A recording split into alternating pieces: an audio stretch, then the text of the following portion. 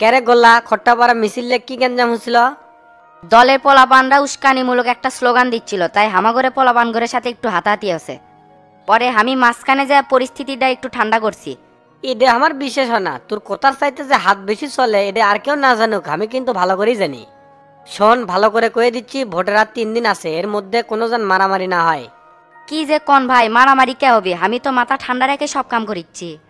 আপনি মানা না করলে এই গোল্লা কি আর হাত গুটে বসে থাকে? গত পরশু রাতে তো তার এক সেকেন্ড মারে হাসপাতাল পাঠিয়ে দিচ্ছে, এই বিষয়ে তোর মন্তব্য কি কত? কাম শেরছে রে, শামসু ভাই আবার এটা জেনে গেল নাকি? ভাই ঘটনা তো আমিও শুনছি, কিন্তু এই বিষয়ে সঠিক কি আমি তো সেটা কয়ে পারবো না, কিন্তু ডন তো আমার উপরে সব দোষ দিচ্ছে। সারাদিন ঘোরাফেরা আর আজে বাজে চেংড়ামেরার সাথে ঘুরে আসছি, কোন বুদ্ধি ভালোই শিখছু। ক্যারে তোকে কি আমি চিনি না? বারবার কছি ভোটের আগে যেন পরিবেশ খারাপ না হয়। এরপরে কোনো ঝড় ঝামেলা দেখলে না তুই উগ্ন টেরাক ধর্ম। এবার সাধারণ জনগণ খুব ভালো আছে, ভোটের দিন কলম মার্কায় দেখিস নি অনেক ভোট পড়বে, এই জন্য কয়েকটা দিন চুপ থাকাটা খুব দরকার। হ ভাই, আমি ফ্রেশ ভাবে চলেছি, ভোট চাই কুল পাচ্ছি না, আবার আমি মারামারি কখন করবো? আপনি নিশ্চিত থাকেন এই গোল লাগতে আপনার কোনো ক্ষতির কাম হবে না। কিন্তু ভাই ডন তো আমাকে খুব জ্বালাচ্ছে, ওর কিন্তু ভোটের পর একটা ব্যবস্থা করবো। আরে ওটা পরে দেখা যাবে নি, আগে ভোটে জিতেক। এখন একটা কাম কর, বিকেলে যে খাবারের আয়োজন হবে তার জন্য একটা লিস্ট তৈরি কর। আমি খান্দার যাচ্ছি গুরুর কাছে, তুই এদিকে সামলাস। আচ্ছা ওস্তাদ। মাস্টার সাহেব আসসালামু আলাইকুম। ওয়ালাইকুম আসসালাম। আরে শফিক মিয়া যে পার্টি অফিস থেকে এত তাড়াতাড়ি চলে আসলা? সভাপতি তো তোমাকে খুঁজিচ্ছে, খালি কয় শফিক গেল গুটি গেল গুটি। বাড়িতে এমার্জেন্সি কাম আছিল গো, তাই চলে যাওয়া লাগিচ্ছে। তার সর্বশেষ প্রেসিডেন্ট কি সিদ্ধান্ত দিল? সিদ্ধান্ত আর কি, দলের সিদ্ধান্ত চূড়ান্ত সিদ্ধান্ত, সেটাই মেনে নেওয়া লাগবে। পার্টির মার্কার বিরুদ্ধে কোথাও যাওয়া যাবে না, গেলেই তার উপরে অ্যাকশন নেওয়া হবে। হ্যাঁ সেটাই, আর 3 দিন পরেই তো ভোট। আল্লাহ জানে টিবল মার্কা কি জামানতে হেরায় নাকি। চার মুখে খালি কলমের কথা শুনতেছি, কলম ছাড়া মানুষের মুখে কোনো কথাই নাই। শোনো শফিক, ভালোবাসে দল করি, দল যদি হারেও যায় তাও দলের পাশে থাকা লাগবে। এটি আমরা তো তাক চিনি না, চিনি হলো দলের মার্কাক। দলে অনেক ভাইরাল লোক ছিল, তারা মার্কা পাইলে তো দলের এত অধপতন হয় না। এই ত্যাগ স্বীকার করে করে তো তৃণমূল নেতাগের এই অবস্থা, দলের মধ্যে স্বজনপ্রীতি চলতেছে বেশি। একটা লোক খুঁজে বের করেন তো যার জনপ্রিয়তা অনেক বেশি, যাক সগলি ভালোবাসে। জনপ্রিয়তা এত সহজ জিনিস লয়, এটা টেকা দেওয়া হয় না, ভালোবাসা দিয়ে অর্জন করা লাগে। ক্ষমতায় আসার পর থেকে বগুড়া সব চিটার বাটপার নেতার আসনে বসে গেছে। যেমন ধরেন হাবিব ভাই, আমি তার জন্য কত পরিশ্রম করলাম, সে আমার সাথে পাল্টে নিল। কয় যে তোমাকে দলের মার্কা নিয়ে দিমু, তোমাকেও দিল না আমাকেও দিল না, মাঝখান থেকে দিল তো তাক। শালা কত বড় সিটার, আমাকে যে কথা কছে আপনাকে সেই কথাই কছে। যাক, এগুলো নিয়ে দুঃখ করো না, রাজনীতি হলো দেনা পানোর খেলা। এখানে দেখে শুনে পথ না চললে বিপদে পড়া লাগবে। সামনের দিনগুলো আরো কঠিন হবে, পাশা উল্টা গেলে কেউ শান্তিতে থাকতে পারবি না। আমি এলে ভয় করি না, তুমিও দুর্নীতি করো না আমিও করি না, আমাকে চাপ নাই। যারা অন্যায় করে তারাই দৌড়ের উপরে থাকবে।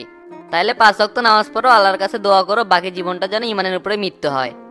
হ্যাঁ হ্যাঁ, আমি এখন আল্লাহর পথে আছি। তুই এখন তাহলে থাকেন, আমার না শহরে যাওয়া লেবে না, কাজ আছে। সন্ধ্যায় তাইলে সার্কিট হাউসে আইসো, কৃষক লীগের মিটিং আছে। আচ্ছা যামুনি।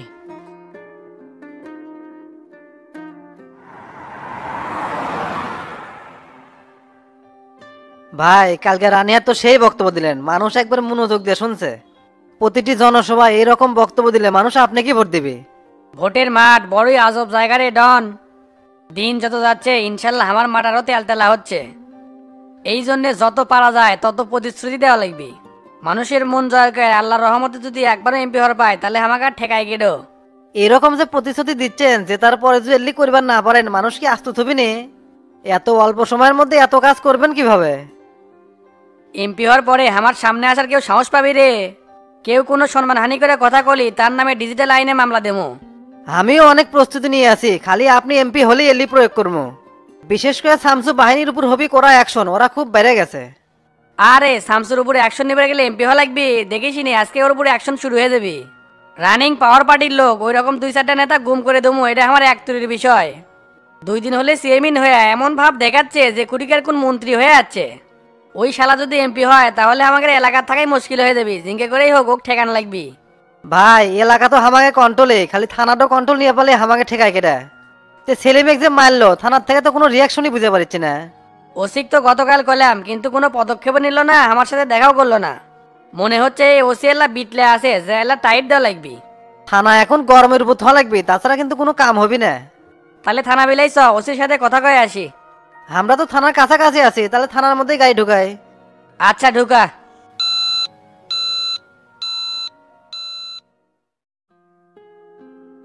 গুরু আসসালামু আলাইকুম। ওয়ালাইকুম আসসালাম। আরে শফিক, তো দাঁড়িয়ে আছো গা? সামনে এসে বসো। আচ্ছা গুরু, বসতেছি। তারপর কও, কি খবর শফিক? আলহামদুলিল্লাহ সবই ভালো। আপনি বগুড়ায় যাচ্ছেন তা জানবারই পারলাম না। আসার পর থেকে গুরুত্বপূর্ণ মিটিং এ ছিলাম, তাই সময় হয়নি। তা আজকে তোমাকে যে জন্য ডাকলাম, নির্বাচনের খবর কি? খবর অযোগ্য লোকের হাতে মার্কা গেলে যা হয়, তবে কলমের জেতার আশঙ্কাই বেশি। এলাকার যে উন্নয়ন হোক, এটা কি তুমি চাও? অবশ্যই চাই। তুমি যদি টিউবওয়েল মার্কালে জয়ী হতে, তাহলে এলাকার কি কি উন্নয়ন করতে? উন্নয়ন করার সুযোগ কোটি, ক্ষমতা থাকার পর সময় থাকলেনি মাত্র 8 মাস। পরিবেশ গোছাতে গোছাতেই তো এই 8 মাস সময় চলে দেবে। সেখানে শামসু এলাকার ঢোকার পর থেকে উন্নয়নমূলক কাজ করতেছে, সেটা তুমিও দেখেছ, আমিও দেখেছি। শামসুর ব্যাপারটা আমি বুঝি গুরু, চেংরাটা এমপি হবেন না পারলেও অঞ্চলের উন্নয়ন করে দেবে। আর একটা সত্যি কথা কি, আমার যত ভোটার আছে সব কলম মার্কায় ভোট দিবে। মানুষকে আরো ভালোভাবে বুঝাও, যাতে শামসুক তারা সকলে ভোট দেয়। ভোট পর্যন্ত আমি এলাকাতে আসি, যদি কোনো সমস্যা হয় অবশ্যই আমাকে বলবা। ঠিক আছে, আমিও আপনাদের সাথে আছি, কিন্তু তলে তলে কাজ করতেছি। এইবার তোতা শিক্ষা দেওয়ার সময় আছে, তোতা বুঝতে পারবি রাজনীতির চাল কি। সবই ওভার আল্লাহ ইচ্ছা, সময়ই সব কথা বলে দিবি। ঠিক আছে গুরু, আজ তাহলে উঠি, পরে আবার দেখা হবে নি। আচ্ছা যাও। এই তো শালাক পাওয়া গেছে, দেখি এর থেকে কোনো গোপন তথ্য পাই কিনা যে ছেলে মেয়ে কেন মারছে। এ গোল্লা, এ কুটি গেছিল। আমি কুটি গেছিলাম সেটা তো কলাই বিকা, তুই কুটিকার কিসে অ্যাটাসে গেছু যে তোকে আমার জবাব দিয়ে তা করা লাগবে? এ কথা সাবধানে কোষ, আমি তো প্রশ্ন করছি, তুই প্রশ্ন উত্তর দেবো। তোর কথা ডাইস কে এরকম? গত পরশুদিন রাতে তুই কুটি আসলো? আমি বাড়ির নাক ডেকে ঘুম পাড়িচ্ছিলাম। আমি কি তোর মতো চোর যে বাইরে বাইরে ঘুরে বেড়ামুর এক করে? কয়েকদিন ধরে গায়ে খুব জ্বর বচ্ছে, ঠান্ডা ঠান্ডা ভাব, তাই বাড়ির থেকে বাড়াই না। তাই কি আছে রে? এমন একটা ভাব দেখাচ্ছ মনে হয় মায়ের কোলের থেকে বলো। ক্যারে, গত পরশুদিন ছেলেমেক মারছে, গোটা গ্রাম জানে, আর তুই জানিস না? এই ঘটনা তোর না জানাই প্রমাণ করে দেয়া যায় এর সাথে তুই জড়িত আছো। এ ডনে, মুখ সামলে কথা কর। তুই কার সামনে দাঁড়িয়ে থেকে কথা করছিস সেটা তোর হিসাব করা লাগবে। না জানে না শুনে হুম্বুত করে আমাকে এমনি একটা অপবাদ দিচ্ছ, আমার কিন্তু আবার কথার চেয়ে পোজ বেশি চলে। আমি যদি জানলাম নি এতক্ষণ হাত কেটে ফেল দিলাম নি, ওই হাতে আর ঘড়ি দিয়ে পারলুন না। ঝাঁকি মেরে লাভ নাই, সর্বোচ্চ তদন্ত চলিচ্ছে, জানা মাত্রই তাকে ভ্যানিশ করে দেবো। তোর পোজ যে কত বড় সেটা আমাগরে ভালো করে মনে আছে। মনে নাই কয়েকদিন আগে যে বস্তার মধ্যে তুলে কিংকে মার দিলাম? তোর তো দেখেছি সাহস কম না, কয়েকদিন আগে মার খালো আর আজকে আমাকে ভ্যানিশ করে হুমকি দিচ্ছ। যে তুই আমার চোখের সামনে যা, তো সকাল সকাল উঠে যদি চোরের চেহারা দেখা লাগে দিনটাই খারাপ যাবি, যা। তে থাকে, চলে গেলাম। এলাকা থেকে যেন পলাশ না, দেখা হবে আবার। চুপ করবে, তোতার তো জমি জমা সব বেচছে, এখন খালি বাড়ি আছে। কয়েকদিন পর দেখুনি তো আর তুই সব বেচে পালাসু।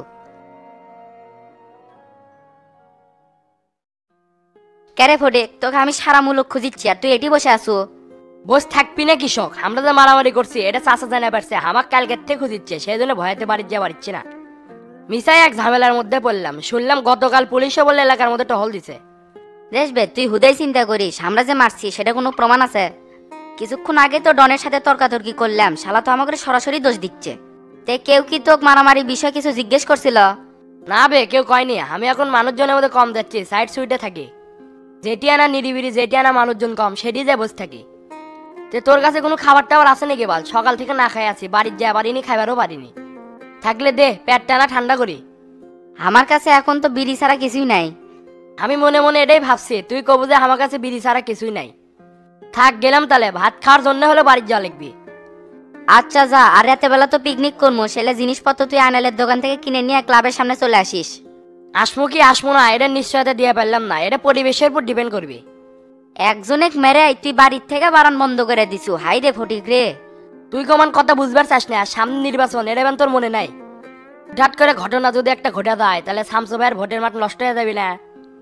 থাক, তোর সাথে কথা কম না, চলে গেলাম। আচ্ছা যা, আর যেই কাজটা দিছি সেই কাজটা করিস, ভুলে জানি যাস না।